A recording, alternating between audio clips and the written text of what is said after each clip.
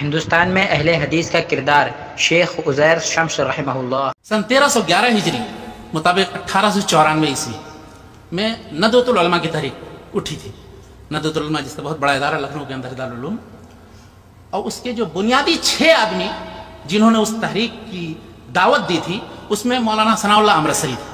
کانپور میں پہلا اجلاس ہوا تھا مؤسسہ فیض عام کے اندر، اس میں 6 آدمی میں مولانا ثناء اللہ امرتسری جو اہل حدیث کے بڑے مشہور عالم تھے وہ تھے شامل۔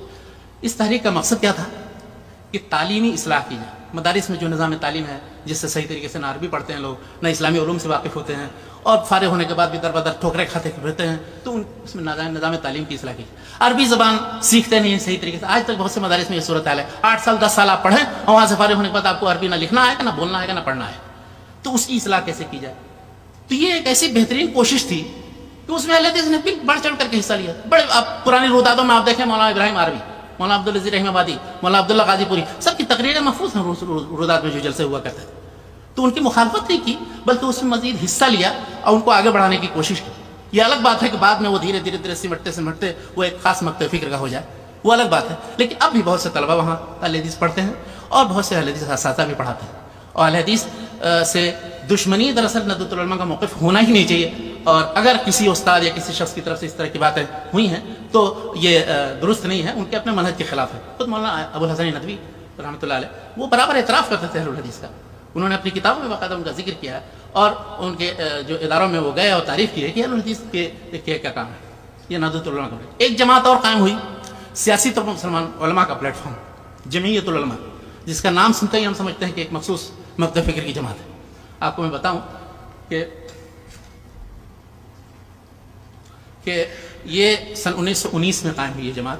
مولانا محمد الحسن دیوبندی ان کے اس کے صدر تھے، مولانا ثناء اللہ امرتسری قاسمی ہیں، دارالعلوم دیوبند کے فارغ ہیں، یہ بھی میں آپ کو بتا دوں، وہ بھی اس کے مؤسسین میں سے جمعیت العلماء، اور ایک عرصے تک بہت سے اہل حدیث علماء اس میں شامل رہے اور اس کی صدارت کی جمعیت العلماء کی۔ اس میں آخری عالم جو تھے مولانا عبدالوہاب آروی اس کے صدر تھے، جن لوگوں کو ہم لوگوں نے دیکھا بھی۔ تو یہ سیاسی طور پر مسلمانوں کی ایک آواز ہونی چاہیے، علماء کرام کا ایک متحدہ موقف ہونا چاہیے۔ جمعیت العلماء قائم کرنے والوں میں اہل حدیث شامل۔ جماعت اسلامی کی مثال لیجیے، سن 1941 میں مولانا مودودی نے دعوت دی کہ دین کی دعوت کا کام متحدہ طور پر کرنے کے لیے ہم کس طرح سے سارے علماء کو اکٹھا کریں، اور بجائے کہ ہم فقہی اختلافات میں مبتلا ہوں، دین کی دعوت کا اصل کام ہم کریں۔ چنانچہ انہوں نے جن لوگوں کو بلایا سن 1941 میں، اس کی رپورٹ میں آپ دیکھیے، مولانا عطا اللہ بھوجانی، محمد اسحاق بھٹی اور بہت سے علماء اس میں شریک ہوئے باقاعدہ۔ یہ الگ بات ہے کہ بعد میں لوگوں کو اختلاف ہوا اس کے منہج سے، بہت سے لوگ کے بعد میں علماء کرام شامل ہوئے، مولانا عبدالغفار حسن رحمانی اور مولانا مسعود عالم ندوی، سب اہل حدیث علماء اس میں شامل رہے، اور ابھی تک بہت سی تحریریں محمد عاصم حداد وغیرہ سب اہل حدیث علماء کی شائع کرتے ہیں جماعت اسلامی والے۔ تو یہ اہل حدیث نے اس میں بھی حصہ لیا، اور جن لوگوں کو اختلاف ہوا کسی پالیسی کی وجہ سے یا کوئی بات ہوئی، خوش اسلوبی کے ساتھ اس سے الگ بھی ہو گئے، تو اس کی مخالفت و دشمنی نہیں کی انہوں نے شروع سے، جیسا کہ سمجھا جاتا ہے اور سمجھایا جاتا ہے۔ تبلیغی جماعت 1927 میں تقریباً شروع ہوئی، مولانا محمد الیاس صاحب نے تقریباً ہریانہ کے اندر اور دوسرے پچھڑے علاقوں میں جہاں پر دین کی کچھ سمجھ نہیں تھی، لوگوں کو پتہ ہی نہیں تھا، اور ایک کافر اور ایک مسلمان کے درمیان کوئی تمیز نہیں تھی، اس میں شریک ہوئے۔ اس میں اس وقت جو انہوں نے تحریک چلائی، اس میں بھی بہت سے اہل حدیث علماء شامل ہوئے، اور وہ تفریق کرتے بھی نہیں تھے۔ ان کا مقصد صرف یہ تھا کہ سارے علماء جو ہیں تبلیغ و دعوت کا کام کریں، صرف پڑھنے پڑھانے کے لیے جو مدرسے میں بیٹھے ہوئے ہیں اور اس سے اصلاح کا کام صحیح طریقے سے نہیں ہو رہا، وہ کام کریں۔ چنانچہ ان کے ساتھ بہت سے، ابھی جائیے آپ انگلینڈ چلے جائیے یا ہندوستان میں دیکھیے، پاکستان وغیرہ میں بہت سے لوگ اہل حدیث اس میں شامل تھے اور رہے۔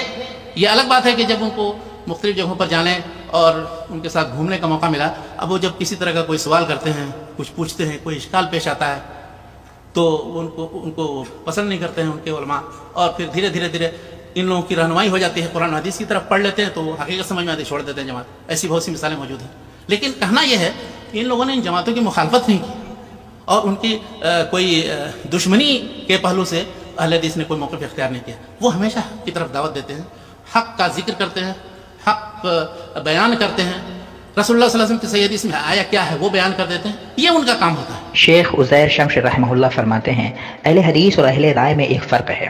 اہل حدیث کی جو فقہ ہے جتنی زیادہ لچک ہے، جتنی زیادہ آزادی رائے ہے، دلیل کی بنیاد پر اختلاف کرنے میں کسی اور فقہ میں نہیں ہے۔